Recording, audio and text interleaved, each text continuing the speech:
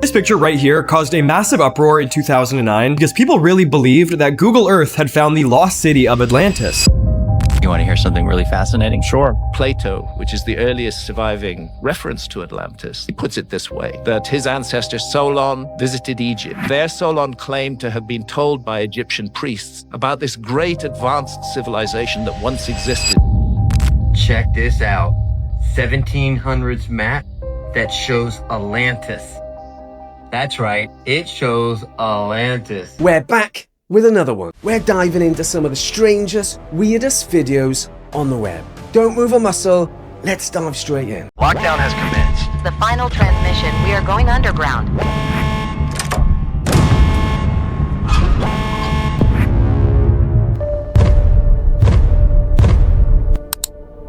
This picture right here caused a massive uproar in 2009 because people really believed that Google Earth had found the lost city of Atlantis. Now, the legend of Atlantis comes from Greek philosopher Plato in 360 BCE, an island that disappeared into the depths of the sea in a single day and night. He said the city existed somewhere around here, and the legend has stuck for the past 2,000 or so years. Now, historians have given little credit to Atlantis actually existing for two reasons. One, imaginary cities were a common literary device for Plato's time, and two, Plato said the city sank 9,000 years before his time, and the legend had been passed down by poets, priests, and others, but his writings about it are the only known records of its existence. Until 2011, when a team of archaeologists used deep ground radar, digital mapping, and underwater technology to survey the marshlands of Donna Ana Park in Spain. And what they found was consistent with what could have been a city buried under the mud by a tsunami somewhere around 5000 BC. This is much later than when Atlantis supposedly sank, and hardly a city under the sea, but it very well could be where the legend of Atlantis.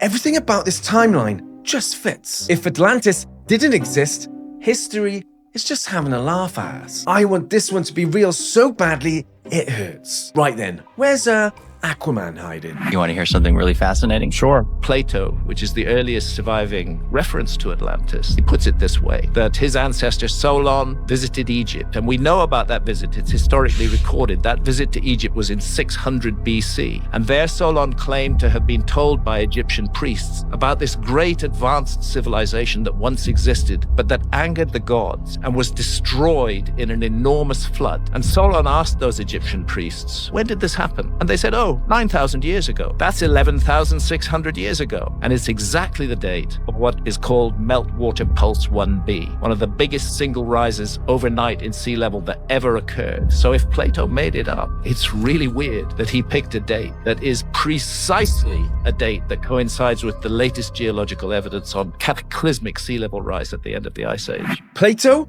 wasn't playing around. This guy was a genius, philosopher, mathematician, and full-on visionary thousands of years before his time. He also gives us the earliest detailed Atlantis connection. So why would you fake that? What's the point? Grab a shovel, let's dig deeper. Check this out. 1700s map that shows Atlantis. That's right, it shows Atlantis. Go ahead and hit that follow button now as we dive into another crazy map. So on this map here, it's all actually written in English, and it talks about the United States, North America, being Atlantis. So I'll just go ahead and read it as it is here. This continent, with the adjoining islands, is generally supported to have been anciently unknown, though there are not wanting some who will have even the continent itself to be no other than the island of Atlantis, of the ancients. Check that out. So what that is saying is, there are people that were calling this the island of Atlantis, and there were a lot of people calling it that. Why would they put it on the map? It's funny how it's on so many old maps, but yet no one talks about it. Feels like a piece of history someone's hiding. It's probably the gold. We might have found it. I've been wanting to do this one for so long, and we're finally doing it. The lost city of Atlantis. Maybe it's not just a myth, it's time. Everyone knows the story. Advanced civilization existed long ago that got lost under the sea. And there is a location in the Western Sahara Desert of Mauritania known as the Eye of the Sahara, or the Richat structure. Yeah, this one's been beaten to death by all the Atlantis hunters, but it does have striking similarities to Plato's definition of the lost city over 2,000 years ago. Concentric circles, 3 of water, 2 of land, opening to the sea in the south and mountains to the north. White, black, and red stones and an abundance of gold, all of which are prominent features of the Mauritania region. Not to mention, it was even recorded on this ancient map by Roman geographer Pomponius Mela around 43 AD as Atlante, in the same geographical region as the Richat structure. You ever get tired of me saying it must be a coincidence? And the debunkers are likely cringing right now, which is sort of my specialty, as the Richat structure is one of their favorite sites to shit on, even though it is one of the least studied places on Earth, as it is in a very remote area. You know, red zone, super dangerous, overrun by rogue military forces type shit. But follow-up LiDAR scans of the area did have some interesting finds. Thousands of what appear to be ancient man-made structures found beneath the sands of the Eye of the Sahara. Definitely not something we could call natural. Not necessarily proving Atlantis, but showing that an unrecorded civilization existed in this extremely remote desert sometime in the past. But further in-depth excavation of the region is conveniently too risky to pursue. And any career archaeologist found supporting Atlantis will get mocked and discredited in their communities, so they just try to avoid it. But where did this idea of a lost advanced civilization that sank beneath the ocean even come from? So we might have actually found Atlantis. Man, I want this to be true so badly. There's just too much evidence stacking up now. It's just hard to deny. What do you guys think? Drop your thoughts below. If you were to bring up the Richat structure from space, it's like no other place on Earth. It is a mysterious site. The consensus is that it's volcanic in nature and is a collapsed volcanic dome, but it doesn't match anything else anywhere else on Earth as far as volcanic domes go. It matches more than a dozen similarities Plato had described as a lost ancient city of Atlantis, and it's made up of concentric circles. If it had water, it specifically matches 3 of water and 2 of land. It's made up of red, black, white color stones. There's an abundance of gold in Mauritania, elephants, which were described to being on Atlantis. It also has an opening at the south, which there's mountains to the north, which just so happen to be called the Atlas Mountains, which are in modern-day Morocco. Well, Atlas, which is a very unique name, was said to be the very first king of Atlantis, which also happens to be the name of the very first king in Mauritania, which is where the Richat structure is located. It's also covered in salt. Yes, the water was there. This actually lines up scarily well with how Plato described it all those thousands of years ago. But then some say it was in Africa. Honestly, I'm starting to think multiple advanced cities could have gone under during a massive flood. Let's keep looking. The story of Atlantis comes down to us from Plato. It's expressed in 2 dialogues, the Timaeus and the Critias. Okay. Plato was writing at around 300 BC. And he was at the Temple of Neith at Sais in the Delta. And there are these inscriptions on the walls. And he asks a priest, what do the writings say? And the priest spoke Greek and ancient Egyptian.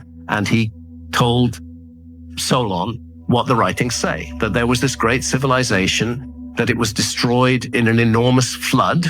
Plato, or Solon, refers to it as Atlantis, and Solon asks, when did this happen? And the priests say, they're very relaxed about it. They say, 9,000 years ago. So immediately we have a date that we can put to our calendar. 600 BC, he makes the visit. 9,000 years before that, that's 9,600 BC. Give or take 23 years, that is 11,600 years ago. That's when Göbekli Tepe is built. That's when Meltwater Pulse 1b begins to flood the world oceans. What's undeniable is these ancient markings show an entire civilizations being wiped out by floods. Same theme, same story, everywhere you look. I'm fully sold by this point, but when does Aquaman show up? The only landmass that fits Plato's description is Antarctica. Plato describes an island the size of Libya and Asia combined. In the Greek world, in that time, in Plato's time, that was a description for a territory roughly the size of the First Persian Empire. The First Persian Empire is about the size of the continental United States. Well, that's the size of Antarctica. Moreover, Plato said that Atlantis was in the world ocean. But what does that mean, the world ocean? It's where the Atlantic, the Pacific, and the Indian Ocean all meet in a single body of water in the shoreline of Antarctica. It was a global civilization. It's a civilization that used those 1,300-ton stones at Baalbek. A global technical civilization. So, first of all, the only landmass that fits the size is Antarctica. Second, it's in the right place. It's in the world ocean. Third, Plato said that when you go to Atlantis, you can come from one side of the world, like South Africa, and cross over Atlantis and you're on the other side of the world. Where else fits that bill than Antarctica? Oh man, Antarctica now? First Cuba, then Spain, and now the frosty land of nowhere. Colder than Santa's balls. Come on lads, make your mind up. Don't forget to drop a comment, like, and subscribe. That stuff really helps the channel out. Yeah, whatever. Get on with the show, me old son. I don't believe Atlantis was like an island somewhere. I think Randall believes it was in the Azores. Yeah, Randall believes it's in the Azores. There's some Templar traditions that suggest that too. In fact, that's the whole reason why Portugal owns the Azores, because Portugal was founded as a Templar state and they acquired the Azores. And there's some tradition to say Mount Pico in the Azores was actually the top of a very large mountain where the Atlanteans worshipped. That's just one tradition, though. I think that if there was an Atlantis, it was more of a worldwide network culture. I don't think I trust this guy. Apparently, this guy is a descendant of the real Knights Templar, the actual Illuminati. Who knows what secrets he's sitting on or hiding from us. Here's the thing that's weird. There was a Tibetan library in 1901 where there was a traveling anthropologist expert in the region, Tibet, and he met with this Buddhist monk who had told him that he had discovered a secret library known as the Cave of 1,000 Buddhas. In that library, up in this cave up in the mountains, in that library, he found these manuscripts from all over the world, from different like Hindu texts and all these things. But one of them had a map, had an ancient map in it. And the map depicted Atlantis as a region that existed from west of the Pillars of Hercules as a region, all the way to the Yucatan. Really was. How big would that make it? That means that those ruins off of Cuba are part of Atlantis. That's why we see similar architecture in Peru than we do in Egypt and we do in our other parts of the world. Every single ancient structure in the ancient world, cities or whatever, they align themselves to true north, okay, magnetic north. All of them did. They were obsessed with cardinal points and understanding all of that. It had to do with energy. Every single one of them, every single one, anywhere in the world, is off by magnetic north by 23.5 degrees. Every single one of them. Perfectly. If you look today at the axis of the Earth and what creates the seasons, there's a 23.5 degree shift on the Earth, which is what creates the precession of the equinox. It means that when those structures were created, we did not have an axial tilt that we have today. It's mad how all these massive ancient structures line up perfectly with true north. These people were more advanced than way more want to admit. And now Atlantis is apparently in Cuba. God damn it. Antarctica is actually Atlantis. Yo, Plato talks about how they were just so technologically advanced. Just have fun for a second. Yeah. Antarctica, what if that was Atlantis? And Atlantis was an empire that was waging war on all the other empires. And the god decided to flood it because of their evilness. So could it be that Atlantis had the technology of the Watchers, where they're technologically advanced, and God wiped them out, put them on the bottom of the earth? But could there still be remnants like the Göbekli Tepe, but like more preserved because it's been under ice for thousands and thousands of years? And then they discovered it. That's why no one can name claim to it, because if you do, you have all the control. What if there are actual ancient civilizations still living on Antarctica that are still technologically advanced, and the countries around the world are given permission to be there? That's why no country has taken possession of Antarctica. We are all in danger. It is evil itself. Oh, that is so haunting. And he deleted the tweet. That's so scary, dude. Ooh, interesting. And it actually makes sense now why there's been a global treaty for Antarctica for the last 100 years. And if you didn't know, there's a worldwide agreement that nobody can work, live, travel there without the UN approval. Suspicious, right? Maybe Atlantis is hiding beneath all that ice. I feel a conspiracy brewing here. You see, in the ancient tablets, there was a situation where the Atlantean civilization had spread around the entire planet. Atlantis was built by these Anunnaki people, according to the ancient tablets, not according to me. And these families had factions and they were fighting each other. They went to war against each other many times. And in one case, this one faction or one side of the family came against another. And because they lost the battle, they were banished, locked and stuck pretty much on Earth, never until they achieved space travel again.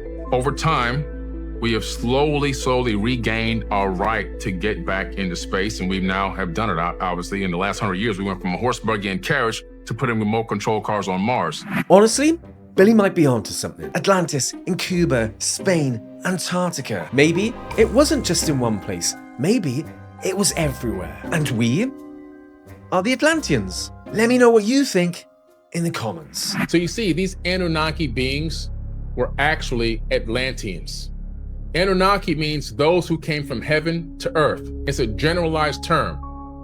Just like if you were to get in a spaceship with me and we traveled to another planet, let's say we went to Mars, and we met some Martians there. The Martians say, "Who are you guys?" And we say, "We're Earthlings." We're not going to say, "Oh, I'm a Floridian from Miami." I'm not going to do that. I'm just going to say I'm an Earthling, right? That's what we tell them. We're Earthling. Both of us, we're from Earth. So Anunnaki is a generalized term, right? Atlantis is their civilization. They built an Atlantean civilization on Earth, the Moon, and Mars, according to ancient texts, not according to Billy Carson. Pretty interesting. Atlantis was a global civilization. It was not just a ring city.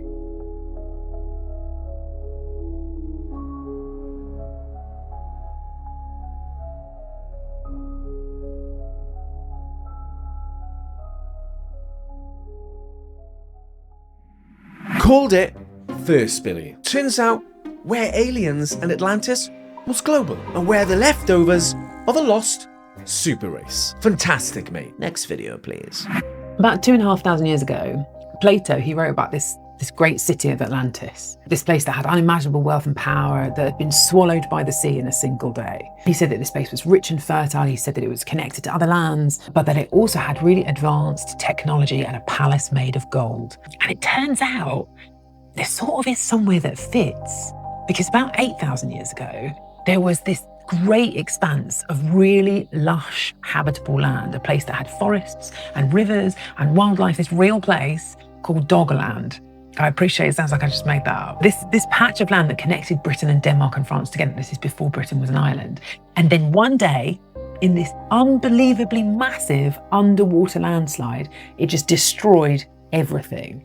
We're not sure how this started, by the way. So it could have started with an earthquake, could have started with some frozen methane just rapidly expanding. But what we do know is that in a single day, 3,000 cubic kilometers of sediment, that's about the size of 2 Mount Everest's worth of stuff, just suddenly slid off the Norwegian continental shelf. And that caused this gigantic tsunami.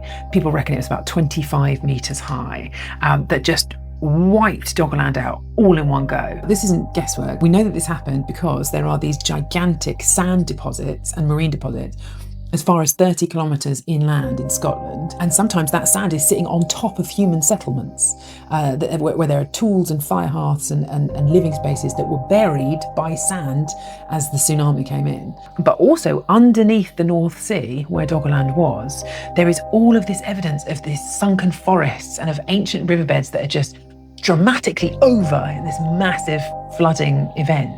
But down there are also human skulls and Neanderthal bones and tools and weapons and bones from mammoths and deer that have cut marks in them that a human has made. I mean, we know for an absolute fact that humans lived there, and we know for an absolute fact that it was swallowed by the sea. Now all we've got to do is find that golden temple.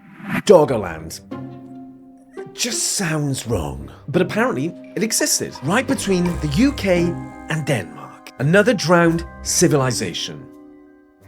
Bonkers. We know a lot about crystals. We don't know everything about crystals. That's why Atlantis was based on giant crystals. And they think there's a giant crystal in the Bermuda Triangle down below, which is part of Atlantis, before it broke off. And that's why ships and planes disappear occasionally, never to be seen again. No bits found in the water, just like they're sucked out into another reality. Crystals by themselves are beneficial. That's why people who set up crystal grids or collect crystals, they will do certain things to clean them, because crystals attract negativity. It's stuck onto the crystals. So every once in a while, you have to take your crystals, leave them overnight on a full moon outside, because the object of the orgone is a self-cleaning mechanism. Its purpose is to deal with negative energy. It transforms negative energy into positive energy. It's self-cleaning. Atlantis, powered by crystals. Yeah, alrighty then. Explains the Bermuda Triangle, though. Let's keep watching your son of a bitch. Atlantis might not have been even just one location. It's more of like an entire civilization that's spanned around the world. Wow, that could be an interesting idea, right? Yeah, that's the idea, is that you see similarities off of even places like the Yucatan of Mexico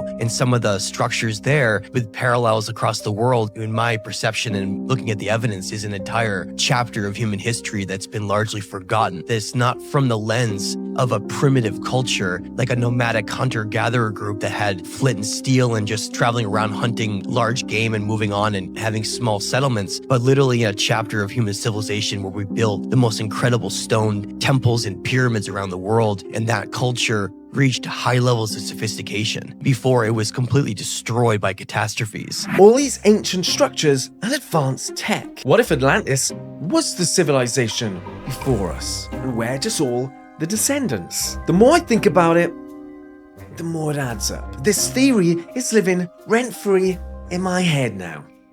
Thanks, mate.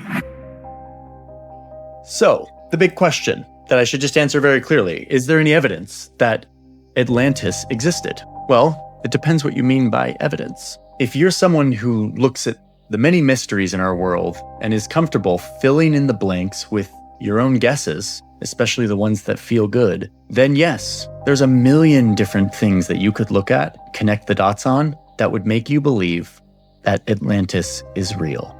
But if you're somebody who believes in the long, slow process of scientific knowledge, where many different scientists gather, analyze, and debate evidence over decades until they establish a consensus of what is true, if that's your definition of compelling evidence, then no. Atlantis, which was constructed by Plato as a parable to teach people, has no basis in empirical fact. It just simply does not. And yet my big lesson out of all of this is that even after centuries of good science and archaeological methodologies that tell us what's real and are still trying to discover the other mysteries, we still are so intoxicated by this story for the same reason these guys were. It's a really tempting idea. It's kind of a comforting idea. I think a lot of people want there to be something wonderful and fascinating and lost out there that they don't know about. As an archaeologist, I often try to communicate to them that the human past is interesting enough without making a bunch of stuff up. But to me, this is just a good story clothed in scientific language and images, which is perhaps the most dangerous of them all because it looks real. It co-opts the language of science to tell lies. Oh man. Anticlimax? I can see my subscribers running towards the TV, about to launch the remote at my face. But before you go, let's take a look at one more. Well, when I started to research Atlantis and I started looking at it from a scientific point of view, the geography and the geology, and saying, okay, is it plausible what Plato recorded? And when you look especially into the mid-Atlantic and all of the geology and everything that's going on there, it is actually plausible. It's not impossible. It was claimed in the 1960s. They sort of did a scan of the ocean floor and they said, no, there's no lost continent there. And so people kind of took that and went, okay, and they started looking for Atlantis in other places, which then made the whole Atlantis search kind of a joke, because you could go, oh, maybe it was here, maybe it was in Australia, maybe it was in Antarctica. And people stopped looking in the original place that Plato said it was. But if we refocus back to that whole area and look at what went down, it turns out that yes, the middle of the Atlantic ridge is an extremely volatile area. It's on this sort of trifactor of 3 plates. They all meet right at the Azores. It's this incredibly delicate place. And if any natural global catastrophe was going to happen, I would not want to be there, because it's the place that if any island was going to sink, it would be there. Phew, that saved us. Atlantis was real. And I'm sure Aquaman is out there somewhere too. One day, my friend. One day. Before the Atlanteans come and get me and drag me underwater, do me a favor. Drop a like, comment, subscribe, and remember, the truth is out there. I'll see you in the next one.